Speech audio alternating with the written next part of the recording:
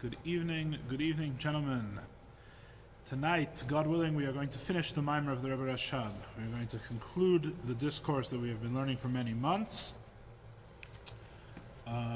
We are in the middle of discussing really the significance of the lights of Hanukkah in light of what we've described in our Mimer, because originally this discourse, if we remember the early days we were studying it, this is actually a Hanukkah discourse. So we began to explain is that the lights of the Chanukah are on the left side, and the lights of the mezuzah are on the right side of the door. And the mezuzah on the right side of the door, we explained it's because it's God drawing us close. It's like symbolic of all of the mitzvahs, representative of all of the mitzvahs, that the mitzvahs are a means by which Hashem is drawn close, is a means by which Hashem is revealed within the world, as we've learned at great length in our Mimer. And now we explained last week that there's a profound difference between menucha and milchama, between peace and war. Right? We mean peace that's achieved through war, and peace that exists without ever having to go to war. We said King Solomon, Shlomo HaMelech, is the classic example of the king who never had to go to war. His enemies didn't dare pick a fight with him because of his fundamental reimamus, his fundamental loftiness, and his fundamental greatness precluded anyone picking a fight with him. There was never anyone that wanted to go to war against him. He was able to transform the nations and transform the world without having to go to war with them. We said in the avodah of the soul itself, in our service of God, this is the avodah tzadikim. This is the way that the saintly serve Hashem, because they don't have to go to war with their animal soul, with their evil inclination. On the contrary, they're absolutely at peace, and everything is automatically an extension of their neshama, of their connection with Hashem, of their Jewish soul. We explained that furthermore it's similar to the idea of how the davening of Shabbos versus the davening of the week is peace versus war, because we say normally that prayer is the time of war, shas tzleisa, shas krava. The time of prayer is the time of war, where we go and we war and we fight against the animal soul. On Shabbos, everything is elevated automatically. Our prayer, the purpose of our prayer, is not to fight a war with the animal soul of the evil inclination. We did explain, however, that with Shabbos you can only achieve if you prepare in the week, right? You only benefit from the avodah of Shabbos if you prepared beforehand. We said maybe that's even the case with King David before King Solomon, that the war came before the time of peace. What's the difference? The difference is, or what's the fundamental distinction? Fundamental distinction is that it's bizman shebnei Yisrael osim retenesh al-makim, on the time that the Jewish people do the will of God, fulfill the will of Hashem, then their work is done through others, which we explained. But at the time when the Jews have this great, profound love of Hashem, a love of b'chol me'edecha, a love of self-sacrifice of God, then they don't have to go to war. On the contrary, they're able to refine the non-godly reality without warring against it. We began to connect this with Chanukah. We said the whole war of the Greeks on Chanukah, primarily the truth of their war. Now the truth is that there was much more that happened than this, but we're talking about the core spiritual conflict that happened between the Maccabees and the Hellenist Jews, and of course the Seleucids, the Assyrian Greeks. The fundamental spiritual battle between these two parties was over the principle of the difference between Chachma Chitzonius and Chachma de Kedusha. The Greeks believed in superficial wisdom. They had a profound system of the world that derived from their study of that world, their observation of that world, their climbing the rungs of wisdom. And they believed that this wisdom was the base reality, the baseline reality of all things. And therefore, the God of the Jewish people, the God of the Hebrews, would fall in line and would be included within their system of the world, as they had done with the many other local gods, assimilated them into their pantheon.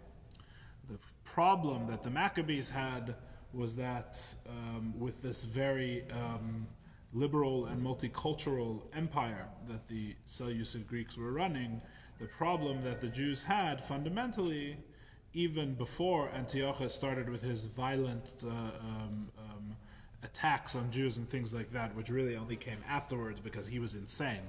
But the problem with many Jews had with the Greeks, even before Antiochus the Insane took over the Seleucid Empire, the problems they had were basically that, on the contrary, we have our own complete system of the world, and it can't be swallowed by Chachmas Chitzonius.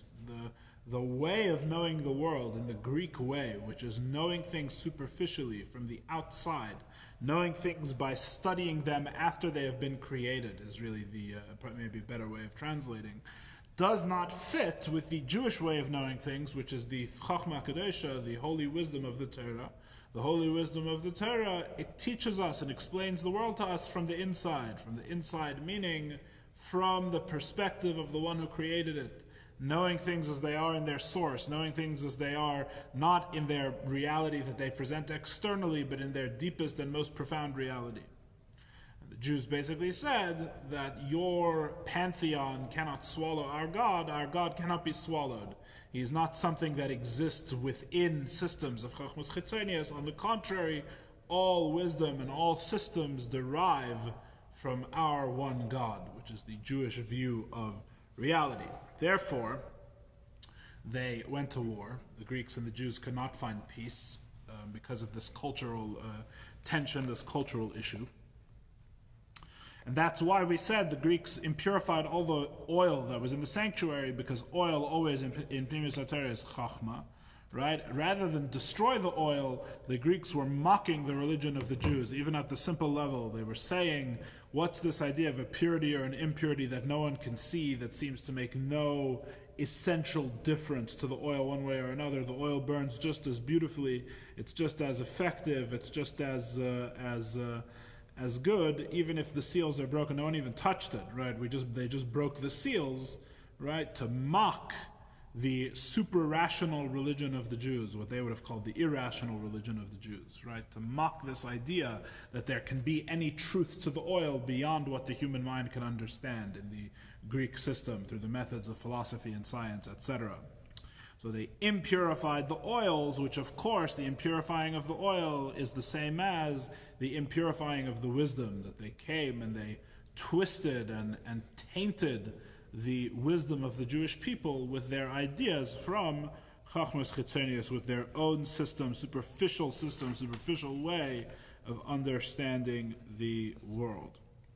And as explained in Tanya, we noted last week, the effect of superficial wisdom and superficial ways of understanding the world affects the soul and damages the soul much deeper than even Dvarim B'Telim, right? In other words, in one sense, it's better to study something serious like Greek philosophy rather than just waste your time, right? Doing nothing, right? Watching comedic films or something like that, right? Or baseball games for that matter.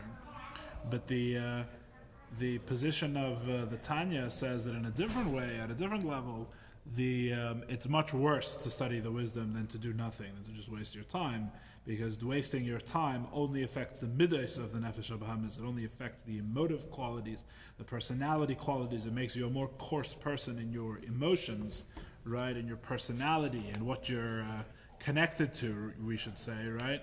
But these false systems of the world, the person that studies Greek philosophy really can mess themselves up. They can really damage themselves through this study, to the extent that it says in Tanya, Chabad hu michlal atmos hanefesh, that the way that the soul sees the world, the way the soul attaches itself in the intellectual process to different ideas, can actually become broken. And that's a terrible thing, because a coarse person who appreciates empty things, right, you can always use his intellect to fix his emotions. But if the intellect itself is broken, right, in other words, if he can't accept a true Torah idea, if a true Torah idea can't even permeate his reality, right, because it's been so messed up, if his faculty of faith in Hashem and in Torah has been totally ruined and covered over and almost, you would say, destroyed, although of course the Jewish faith is never truly destroyed, but destroyed in all visible way by the study of this superficial wisdom, right, then the person can't even attach himself to the things that would fix his negative personality. So in a sense, in the sense of the damage it's possible for a person to do to themselves, it's better to waste your time than to study Greek philosophy, according to the Tanya.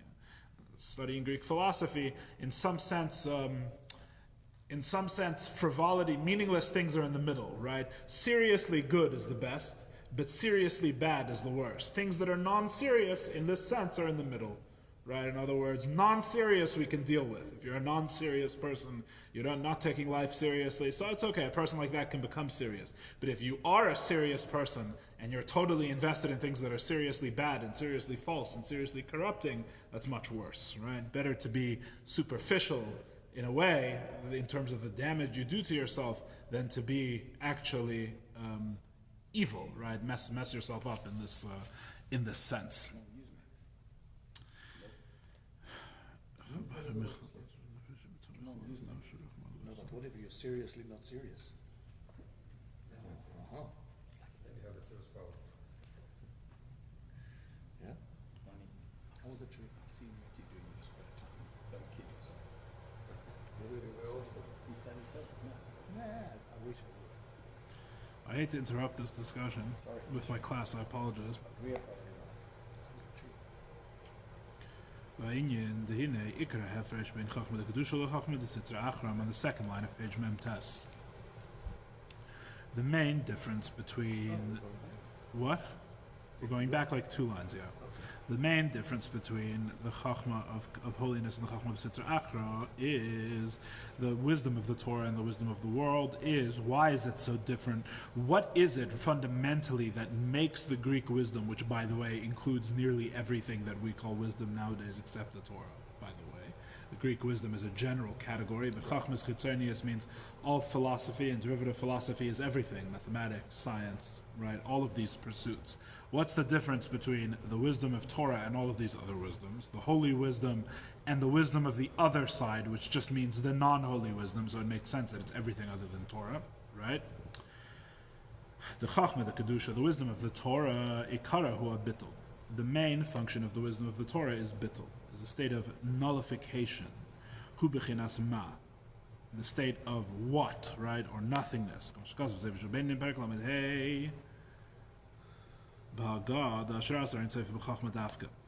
explained in Tanya, the place that the infinite light of God dwells is specifically in Chachma.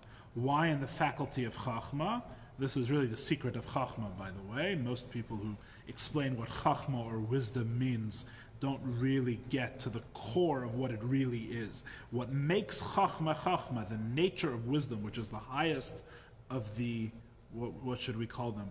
The highest of the Keiches Pnimium, the I don't want to just say inner faculties, the highest of the, how should we put them?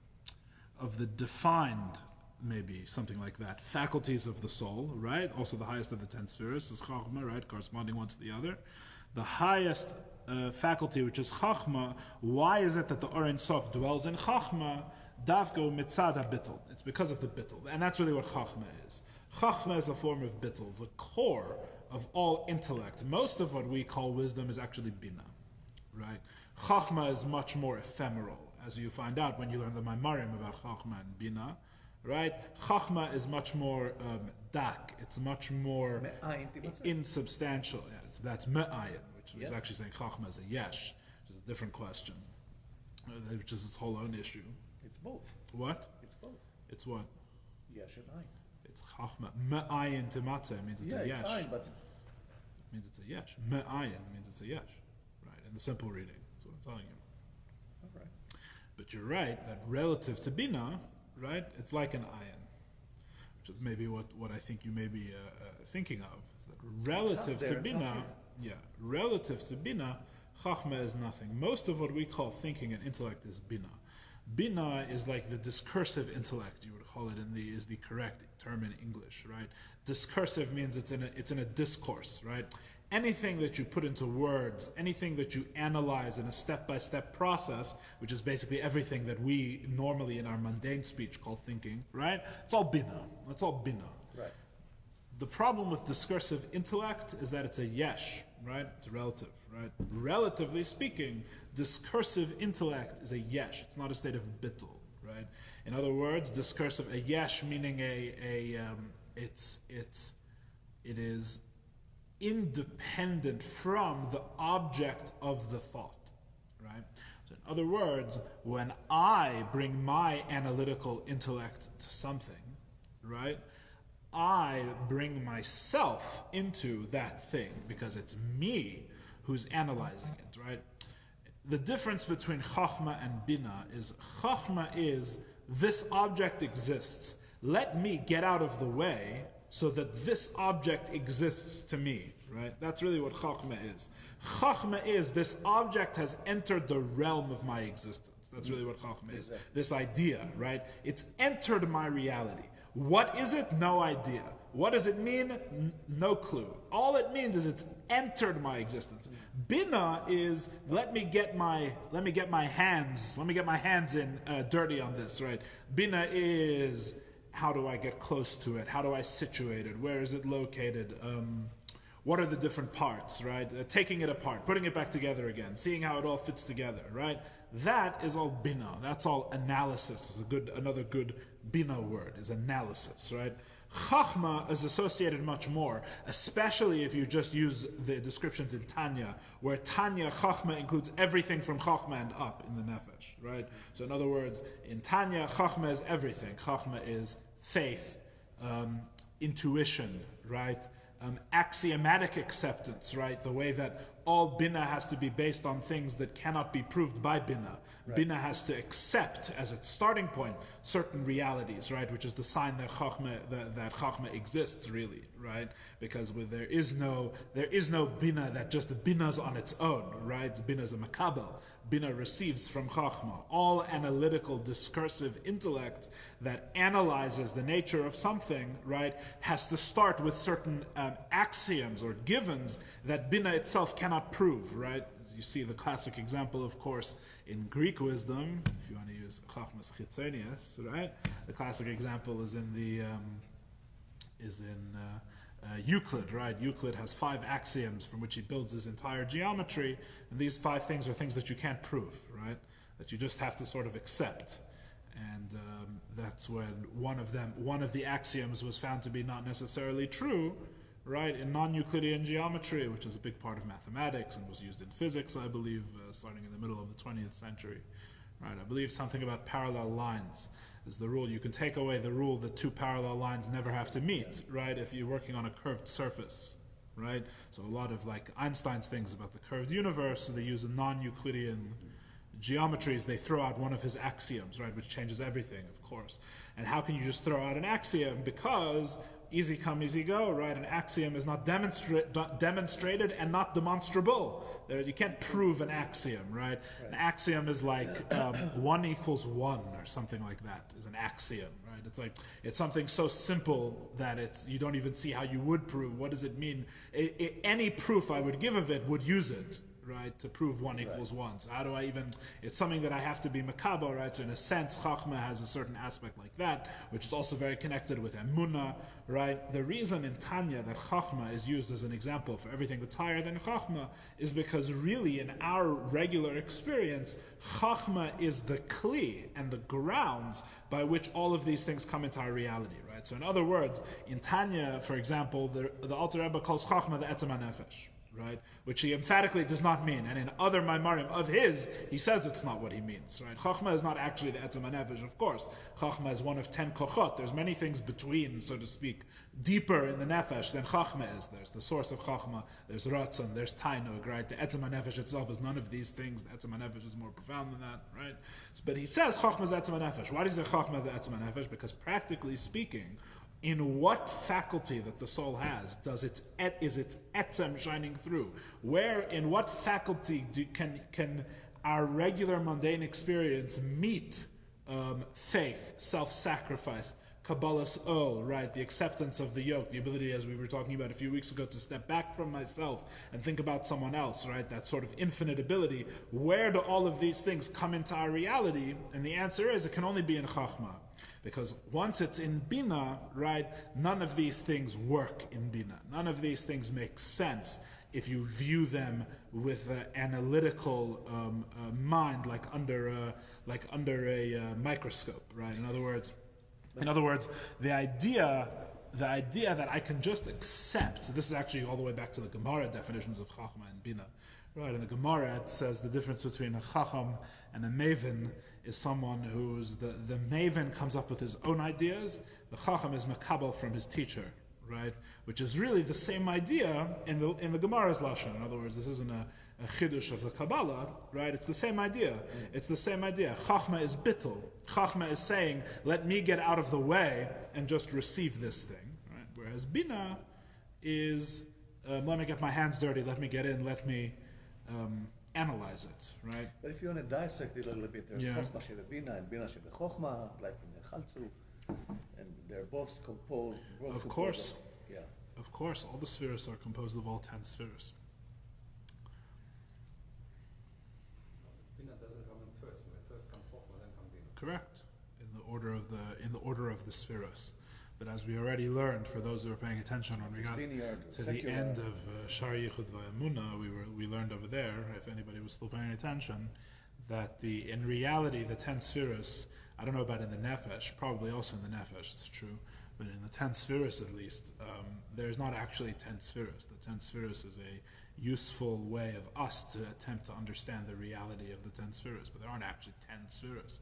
The spheres are in a perfect unity, right? In other words, there's only one thing in Atzilus. There's not 10, right? No, I heard, Yeah. my source, Mitzvah said, Basarman Rodivra Olam. Yeah. He made it equal to the Sure, but that's how it's nimshach into dibur. Dibur is totally external expression of the reality of the 10 spheres. That's what makes it dibur, right? So you have 10 utterances. If you're going to, that's the whole idea, is that there's 10 aspects of one thing. So if you want to, as you would say in Yiddish, voneinander geteilt, if you want to spread apart the 10 natures that are implicit within the spheres, so that comes into 10 maimaros, and you could split them. But the division of each of the 10 utterances, one from the other, is not a division that exists within the world of Atzilus. In other words, it's kalape mata, there's 10, right? But in the thing itself, there's not 10, which is why when we talk about the spheres of Atzilus, we talk about bechinas this and bechinas that always in the Maimarim, right? Bechinas chachma, bechinas bina. And the reason it's always talking about the bechinas is because there's only one thing. So it's the aspect of Chachma in the unity that is the spheres. And this is neither the lowest one thing or the highest. In other words, if you learn the Maimarim, you'll find out that there's a higher thing that's 10 things and a lower thing that's 10 things, and it becomes more divided. The general rule is that the lower you go in Seder Hishtalshalos, the more spread out and divided these things become, right? But if you think about it, Eyal, if we say, as we do in the Zohar, that Iyu v'chayui v'garmu ichad, which means that he and the lights of Atzilus and the vessels of Atzilus are all one, there can't be 10. Right? It has to be one. That itself is this is a very complex topic. It needs its own class. In that case, why did they even talk about that? Yeah, that's a good question.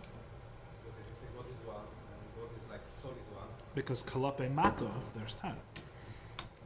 That's the simple answer. We have to talk The way the makabel, the way not just us, all the makablim, starting from the malachim and elam abriya maybe, right? The way their makabel is just 10, right? So kalape mata, there's 10, even though these 10 things are not really a description of one thing. It's the same concept with the hiskalalus, by the way, that there's chachma in bina and bina in chachma, right? So if you think about that at an infinite level with all the spheres, you'll realize that they're all completely one, right? There's no distinction fundamentally be'etzem between one sphere and another, right? They're bechinos. There's 10 bechinos that are real, but they're 10 bechinos of one achdus, of one unity.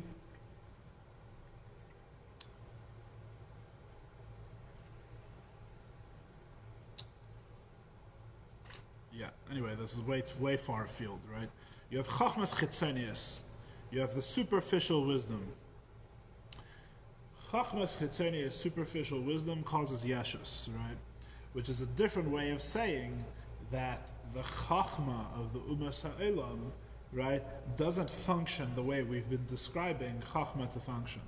The way Chachma is meant to work, the Chachma de Kedusha, is as we've been describing, which is a state of perfect bittul. The problem is that the Le'uma Zeh does not exist in bittul, it exists in Yeshus. Right? That's what makes the Le'uma Zeh exist. The Sitra Achra, non-holy things, that's what makes them non-holy, right? The things that are not part of Kedusha do not exist with a nature. Their inner reality is not bittul. Their inner reality is Yeshus, right? Which is a different way of saying they're not really real. They don't really have a true inner reality, because it's only by bittul that something can even be alive or even exist. That's a separate, that's a slightly different point, right? So if you think about it, the Chachma is the svira in the Le'uma Zeh, that the Le'uma Zeh is going to have the most problem replicating as it exists in Kedusha. Because bittul is the fundamental quality of Kedusha. It's what makes holiness exist. Nullification within the divine, not having an independent existence. And independent realities is the very definition of the Sitra Achra. So if Chachma is bittul, and the reality of the Sitra Achra is Yeshus, right? So you're going to find that there is no real Chachma in the sense that the Torah means by Chachma in the Le'uma Zeh. There is no Chachma in Klippa, right? Now it has a sphera called Chachma. That's not what I'm saying. I'm saying that the aspect of what we call Chachma of the Sitra Achra, right, does not have the same effect. It's different than the Chachma of Kedusha. As we just read here, the Chachma of the Le'uma Zeh, the Chachma of the Sitra Achra, is in a state of Yeshus, not in a state of bittul, right? As you see with your own eyes, that people who study the wisdom of the world, all it does is add to their Yeshus. Becoming wise in worldly wisdom, right, in philosophy or mathematics or science, only adds to one's being. It adds to one's Yeshus. And that's really what becoming wise means in Chachmas Umas Ha'olam, right? You have some guy, he goes to college for 10 years, right? They added a lot of things to his brain, right? And now he's a professor, right? He's a Chacham of whatever it is, right? That is, in other words, he started small, and he became bigger, which is not fundamentally a bad thing. We're just explaining this is how Chachma of Sitra Achra works. It's not in a way of bittul, it's in a way of Yeshus. To be wise, right, is to have more. Chachmas HaTorah, the way it's meant to work, not the way it always does work, big disclaimer. The way Chachmas HaTorah does when you really learn Chachmas HaTorah is it's supposed to take away Yeshus. In other words, the more Torah you learn, the more you realize that you know nothing. So in other words, the more knowledge you add, the smaller you get. To the extent that the greatest sage believes himself to know less and knows himself to know less than a perfectly ignorant person, is the way it's meant to be, right? That's how the Torah, that's how you know you've done it right? That's how you have the Beis Hillel, right? Whose halacha is according to Hillel, because Hillel would say the halacha of Shammai before their own, right? And when you think that that's a very slight concession, you don't understand the passion with which they held themselves to be right. If you understood the passion with which they held themselves to be right? For me, I don't care, right? In other words, the Chiddush is not that I should say your idea before my own. That's easy and anyone could do it, right? As a show. The trick is to know the Torah and have an opinion the way that Hillel had an opinion and Beis Hillel had an opinion, and still say your sworn, I wouldn't say enemy, God forbid, but your sworn debate partner, your sworn opponent, right? And still say his before your own and teach his the way he would teach it. Before you say your opinion, that's something else, right? I'm sure I've told you this before, but I heard once that the Chazon Ish, this is a quote from the Chazon Ish in a Chassidus class, is not common. So the Chazon Ish said that the students today in the yeshiva, he meant the Lubavitch yeshivas, right? I assume in Bnei Brak, they don't know how to learn, right? He said, back in my day, back in the old country, right, in Lithuania, the Bachrim, when they would learn, they would throw shtenders, they would throw lecterns at each other across the base midrash, right? And Chazon Ish said, and the reason we don't do that anymore is not because we've become so refined, it's because we don't know how to learn anymore. That's the difference, right? In other words, my opinions, and when I learn Talmud, what do I care which way it goes? Like, I have no strong opinion. This doesn't matter to me. I don't really understand it, even if it did matter to me, right? So why would I throw a stender and break the peace, right? Back then, they were more refined, they cared more, and they cared so much that when they would get into arguments, it would become very, very hot, right? And they would throw things, right?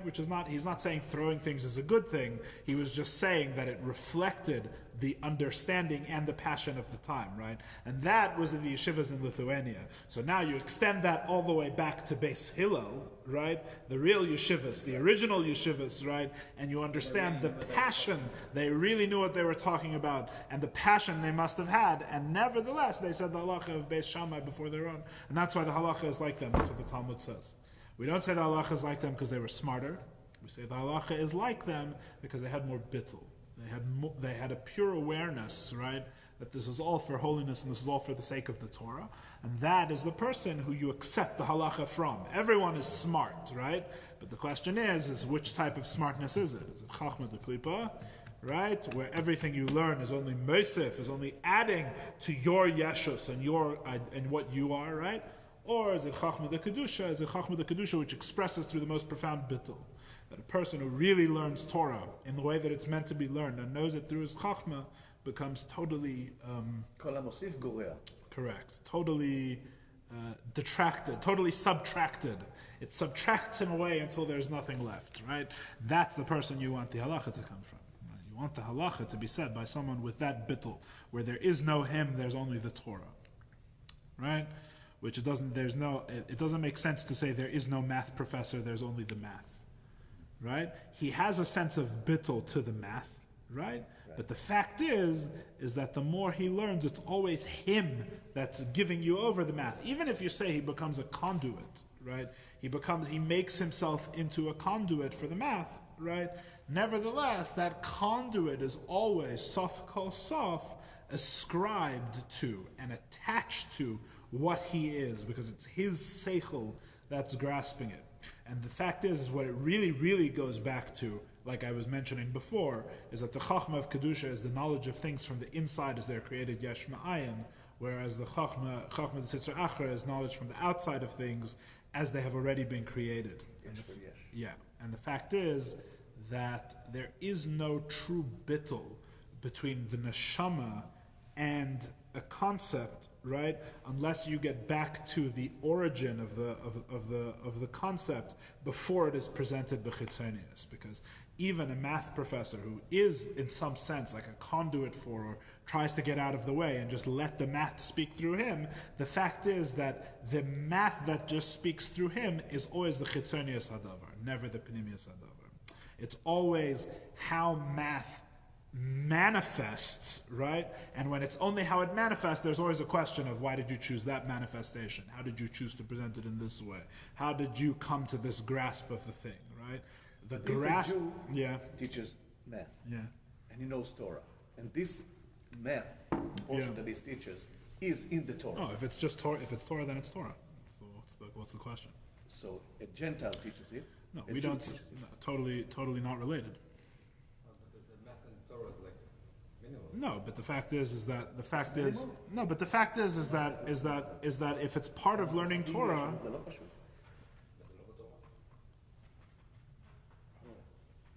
the fact is that the chachmas that are literally part of learning Torah are just Torah, right? I see what you're saying.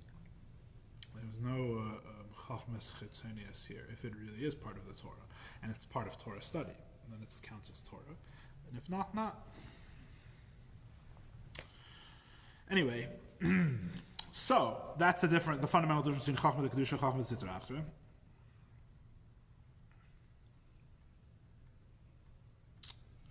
The Ayin Perek Yutes, okay. V'hareim gerim bittul b'nafshei. V'idei zeh b'lakayim Torah mitzvahs. It is through the Chachma of the Torah that you have the dwelling of the Or Ein Sof, which causes bittul in the soul, and this allows a person, or brings a person to continue to sustain his fulfillment of Torah and mitzvahs. So too, all of the positive character traits, all of the midos teves, all of the correct things to become attached to and distanced from in this world, they all come from nullification. Nullification to God, right? The sense of getting out of the way, not feeling oneself, right? Becoming totally stepping aside and allowing the truth to be there. Unlike superficial wisdom, it causes yeshus, independence, and hergesh atzmei, and this feeling of oneself, the heder abitul, and a lack of self-nullification. There's many levels to this, by the way. In other words, don't assume. There's lots of levels to this idea. I don't know how much to get into this or not. Suffice it to say that in Chassidus, we even say that people who give up their lives for their beliefs in Chochmas Chitzonius, right, are still not in a state of true bittul. We say in Chassidus, right?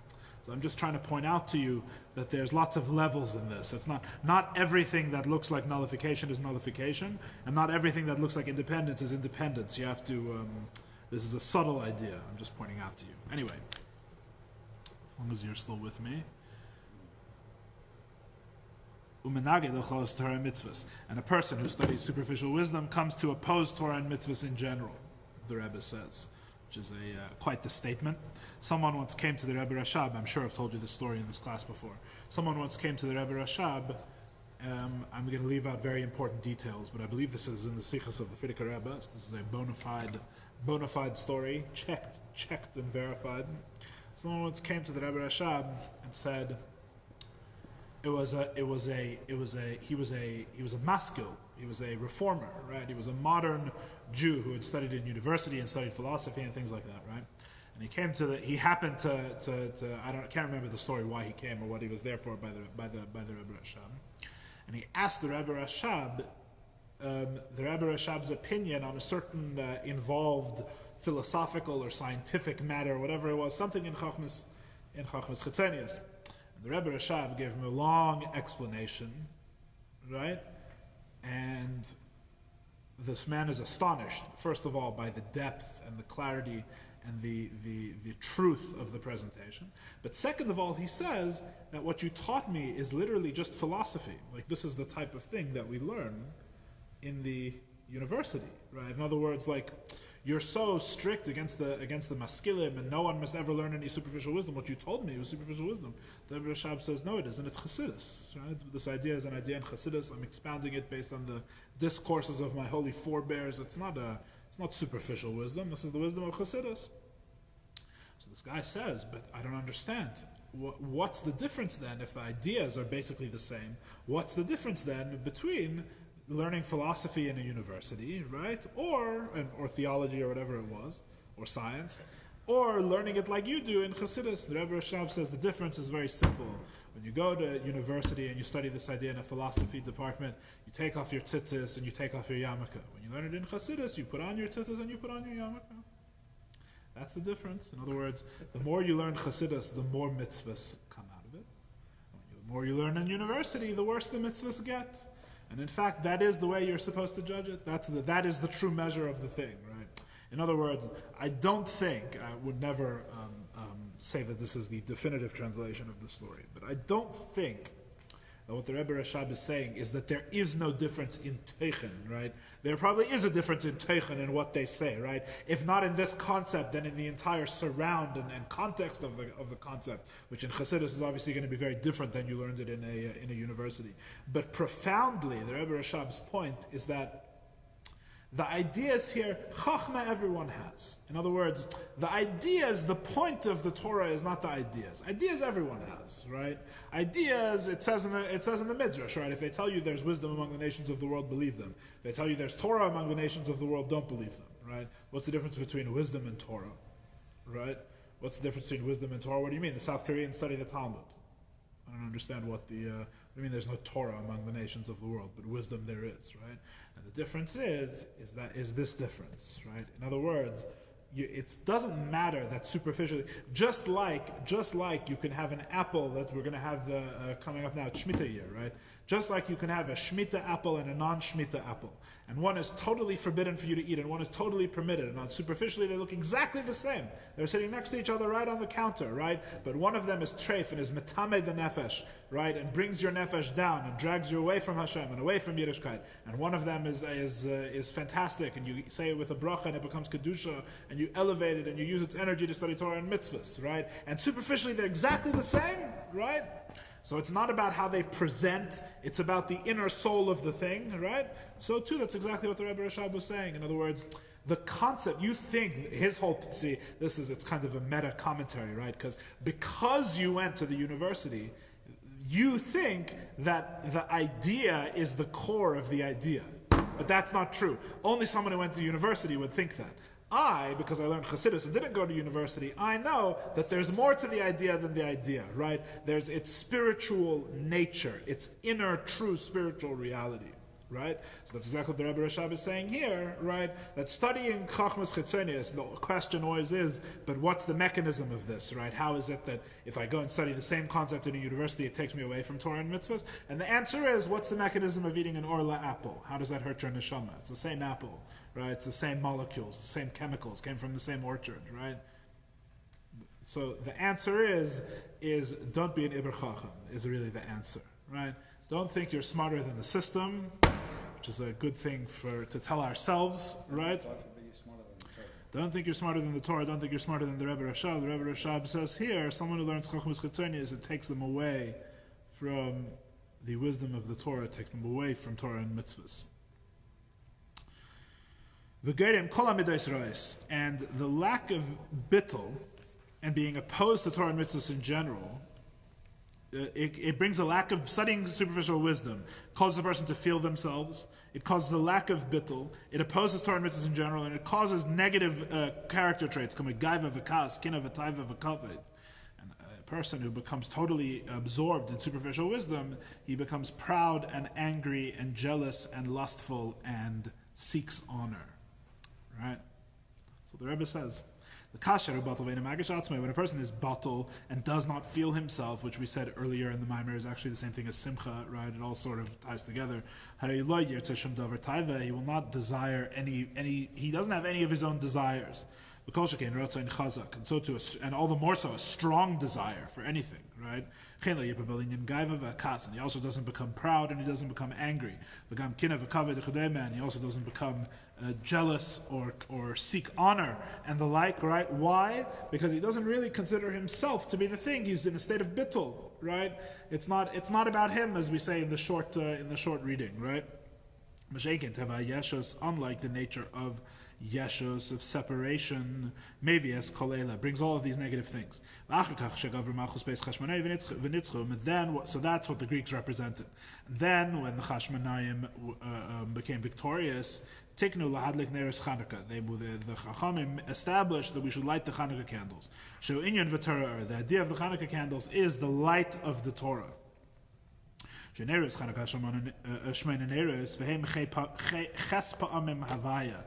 to have some gematria in the class tonight, by the way. Special surprise for some of our pupils. The lights of Hanukkah are eight lights, which are 8 times Havaya. Right? 8 times the name of Hashem. Sorry?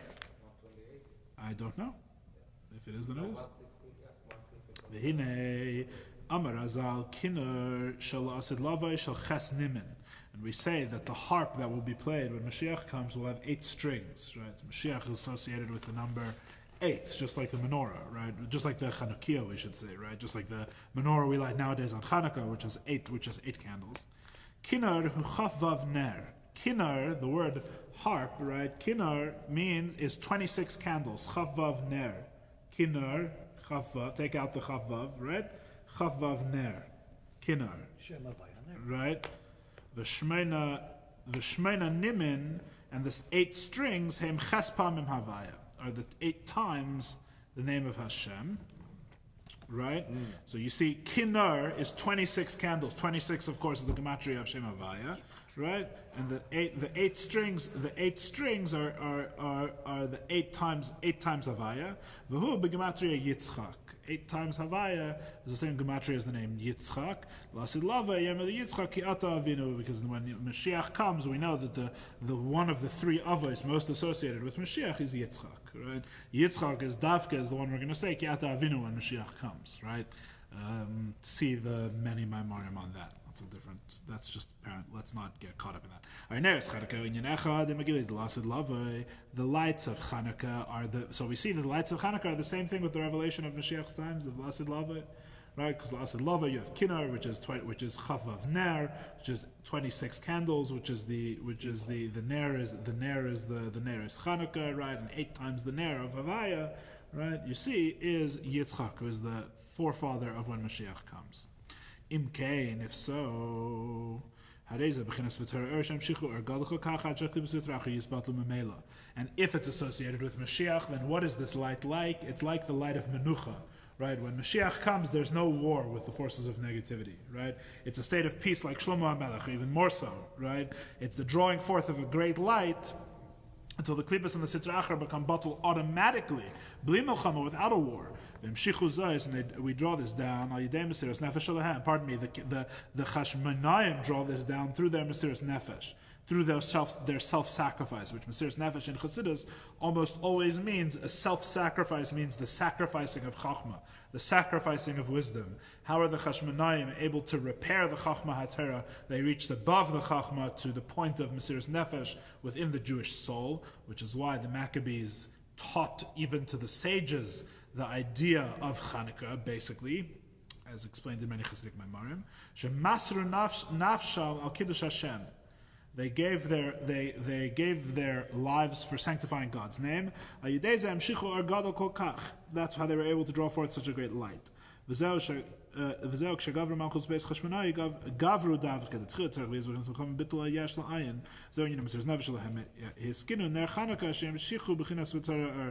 It says that's why it specifically says when the house of the Chashmonayim overcame. Thank you.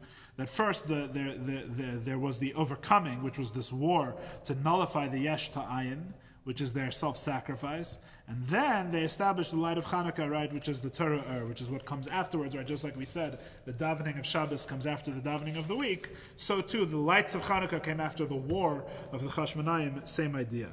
That's why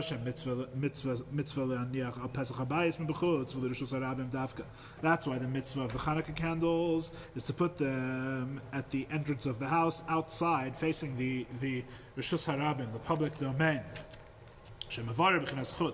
They refine the outside.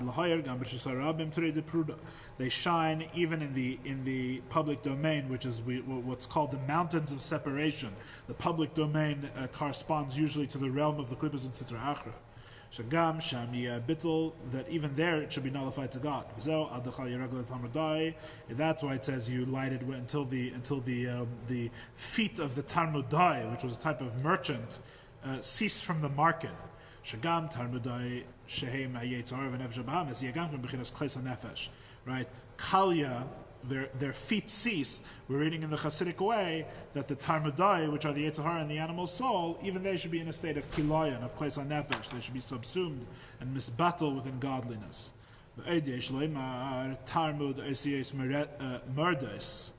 Talmud is the Meredes.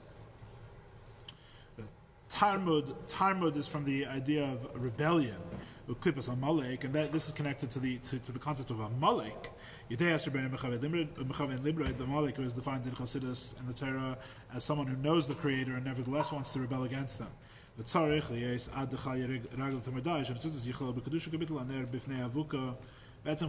Amalek is battle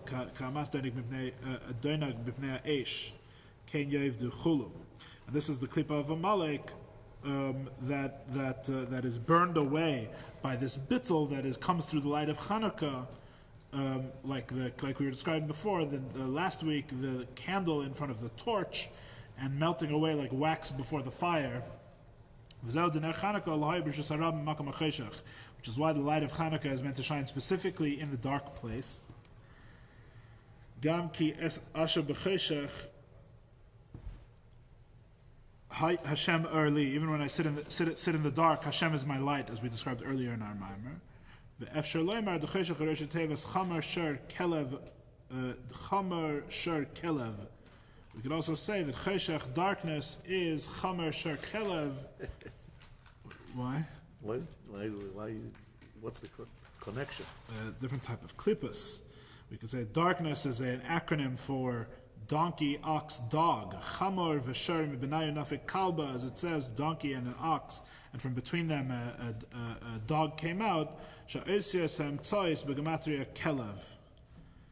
The middle letters are in the gematria of kelev. V'yidua da'amalik nikra kelev b'madega nikra kelev. V'zeh she'neres Chanukah l'hayr b'makam b'cheshav gam kein pirush shagam klipas Amalek is batlu memela.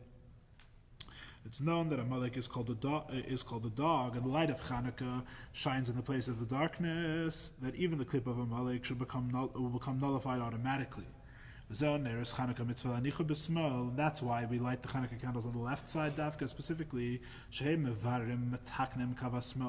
light of the Hanukkah candles is meant to go into the place of the darkness, into the left side, into the Sitra Achra, and refine it, nullify it. Like a candle before a torch. That's we have a minyan. It's time to. Okay, those who need to do mincha, please. I'm going to finish up here. L'das Rashi this and according to the opinion of Rashi, it says that you have to put it in the courtyard. It's similar.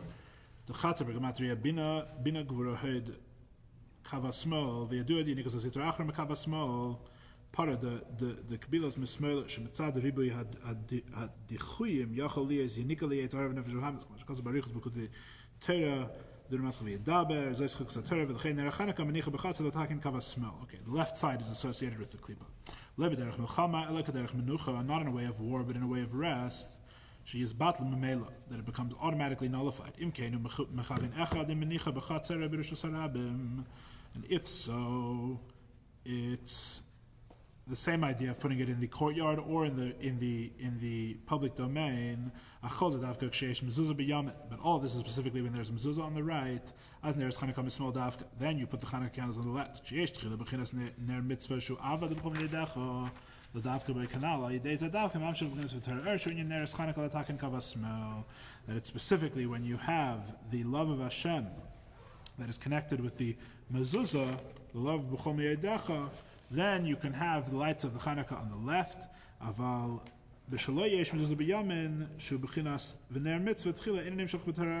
have to start with the mitzvah and refining the darkness, and only then do you have this success in the way of menucha, in the way of rest, which is represented by the Hanukkah candles. In